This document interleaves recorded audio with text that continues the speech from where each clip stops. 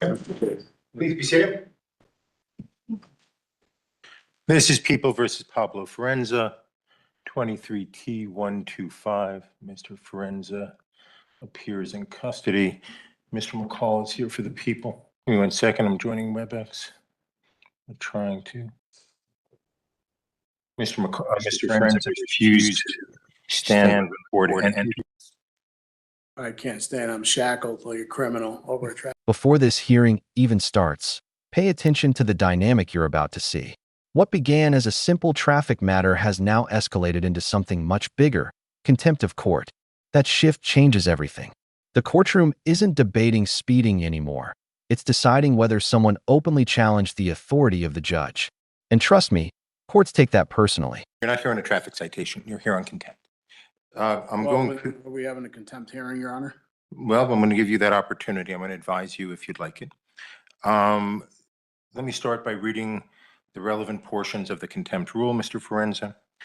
This is Rule 407. This is of the rules of civil procedure, but that same rule applies to criminal actions such as this one. I'll read the relevant sections. Subsection A1, disorderly or disruptive behavior, a breach of the peace, boisterous conduct, or violent disturbance toward the court, or conduct that unreasonably interrupts the due course of judicial proceedings, behavior that obstructs the administration of justice, disobedience or resistance by any person to or interference with any lawful writ, process, or order of the court, or any other act or omission designated as contempt by the statutes of these rules. This will be direct contempt, and I will cover that in a second, but the rule is direct contempt is contempt that the court has seen or heard and is so extreme that no warning is necessary, or that has been repeated despite the court's warning to desist. Subsection 4 defines punitive sanctions for contempt, which includes punishment by an unconditional fine, fixed sentence of imprisonment, or both, for a conduct that is found to be offensive to the authority and dignity of the court. Most notably is subsection B, as in boy, which says addresses direct contempt proceedings. When a direct contempt is committed, it may be punished summarily. In such case, an order shall be made on the record in writing reciting the facts constituting that contempt, including a description of the person's conduct, a finding that the conduct was so extreme as that no warning was necessary, or the person's conduct was repeated after the court's warning to desist, and a finding that the conduct is offensive to the authority and dignity of the court. Prior to the imposition of sanctions, the person shall have the right to make a statement in mitigation. Mr. Forenza, I'm going to offer you that opportunity in a little bit. I make a specific finding that all conduct that I'm referencing occurred in my presence and therefore is direct contempt. Very specifically, let me make some reference. Mr. Forenza has been disrespectful to the court, to opposing counsel, and even to my clerks throughout the proceeding. He has filed spurious documents. He's made nonsensical arguments. He's been argumentative with the court, but I was willing to let all of that go so we could try the matter. On the day of trial, which I believe is November 24th, Mr. Forenza appeared on time, but stayed in the gallery along with who I believe is his wife.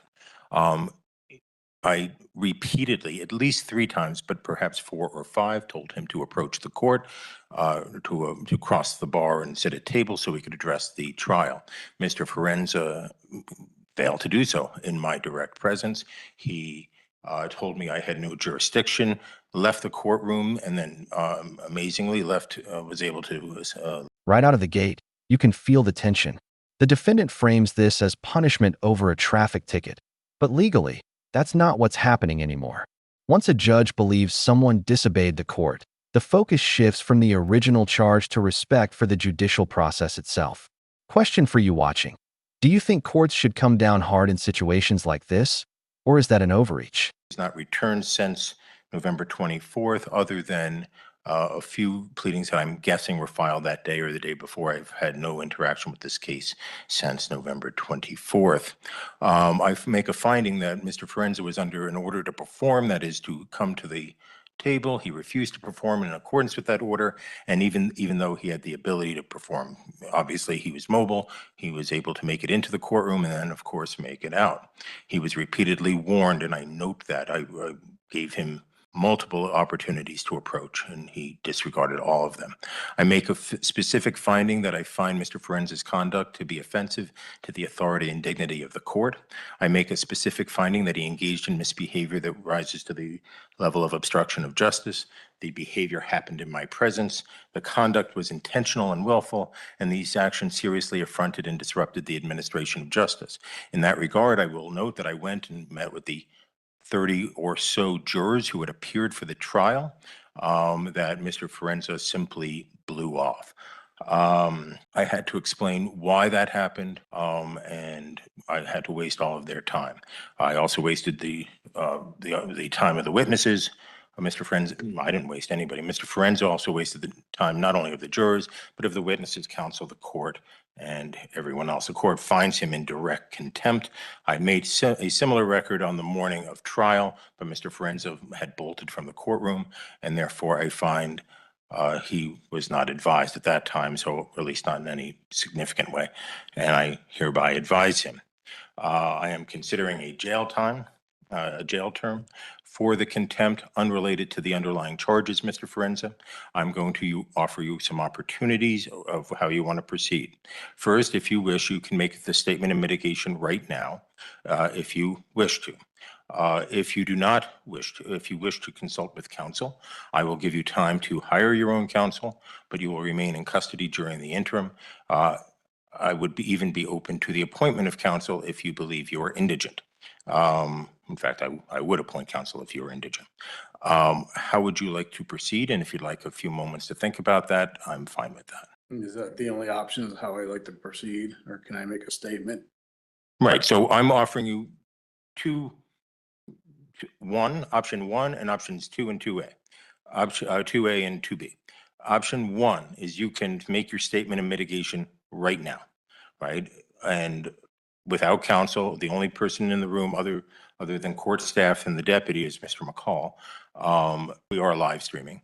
You can make that. If you'd prefer, you can contact an attorney, and I will set this over for a time where you can make the argument through an attorney.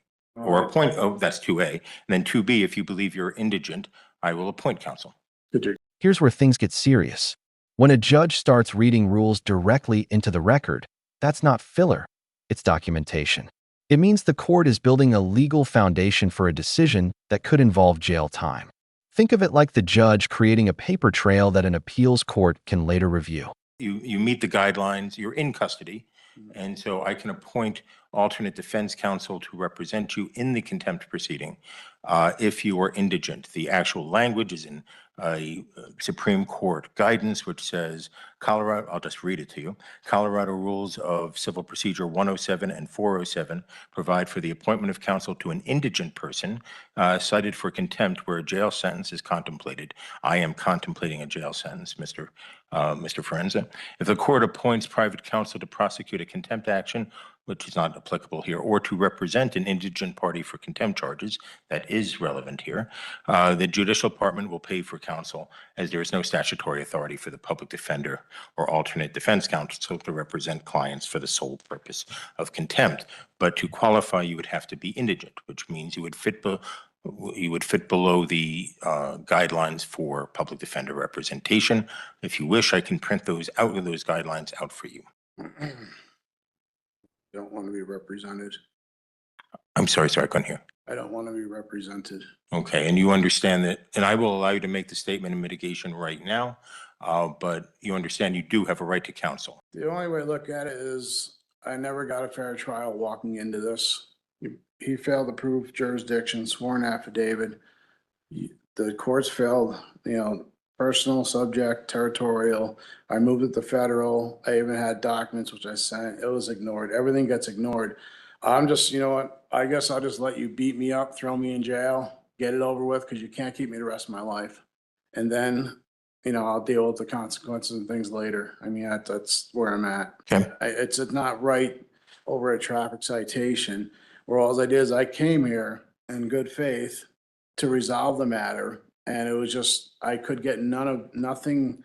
There's no nature and cause of there. There's no sworn affidavit for me to even move forward on. And this court can't move forward on. That's all I asked for. And it was like, retaliatory. I just got beat up. That's all this is. It's a traffic citation. It's not a crime. Nobody was injured. If that's, you know, if that's what you call justice and fair, I'm not here to sit here and pick at anybody, go after, and that's not what it's about. When I posted bond for whatever it was, I came here and I didn't run. I came here to settle the matter. And that's all I wanted to do. And I just wanted a fair trial. That's it. But you get in my shoes and how does it feel when you're just getting beat up and the judge you feel is being biased in the case? I mean, This is a key courtroom moment. The judge isn't just saying the defendant was disruptive. He's explaining exactly how the behavior interfered with the justice system. Jurors were called in. Witnesses traveled. Court staff prepared. In legal terms, that strengthens the justification for contempt penalties. It's the difference between annoying the judge and obstructing the process. nothing else. Mr. McCall, I should have asked you this before I moved to, is there anything that people want to say on this? Your Honor, the people spent a good amount of time preparing for this trial. We actually brought the officer from across the state, met with him on the weekend beforehand to prepare for the trial. Officer Carnes was kindly enough, like I said, to drive on his own accord and his own expense to be here. He said he would come back for a retrial. He would request to be flown back, just given the type of the weather that it would be probably when it would be done. The people are still open to a plea agreement in this case for the traffic citations. We understand Mr. Forenza's stance as a sovereign citizen of what law he feels applies, but Your Honor, we believe that, the traffic laws of Colorado apply in this case. We are more than willing to negotiate a plea agreement to this day. But at this point, Your Honor, that's where the people are, Your Honor. We didn't anticipate any jail in this case. We didn't anticipate anything but to paying the penalties for speeding 25 to 39 over on the Riverside Parkway back in 2023. And the failure license. Your Honor, the speeding ticket, I would even reduce it to 20 to 24 over to keep it in it as a traffic infraction. On the contempt. On the contempt, Your Honor. Your Honor, it's been an interesting case for me. I've never had a case that have gone this long with kind of like, the lack of being able to move forward. I've never been personally federally attempted to be sued in any case based upon a fee schedule. I find it interesting that Mr. Forenza believes that contract law applies in this case, but only one way, his contract law. The issue here, Your Honor, on contempt, the people expended a lot of time on this case for a very minor case. I do not like putting someone in jail in this situation. I just don't know if Mr. Forenza will ever show up to a trial again in this case, for this case, or any case. He's done, a day or so in jail. I'm not, anything else you want to say? No, Your Honor, the people are, that's all the people are going to say. Mr. Forenza, I meant to ask Mr. McCall to make that statement before your statement. I forgot. If you'd like to make a statement to address anything he said, I'm happy to hear more. Yes, I mean, I just objecting. I did, like I said, I came in good faith to settle the matter. And I tried. So it's not like I'm gonna skip down to that. That's not what it was, because Now watch this carefully. The judge is offering counsel, even appointed counsel if needed. That's actually the court protecting the defendant's rights. Ironically, refusing legal help in a situation like this can make things much worse. Lawyers exist for moments exactly like this.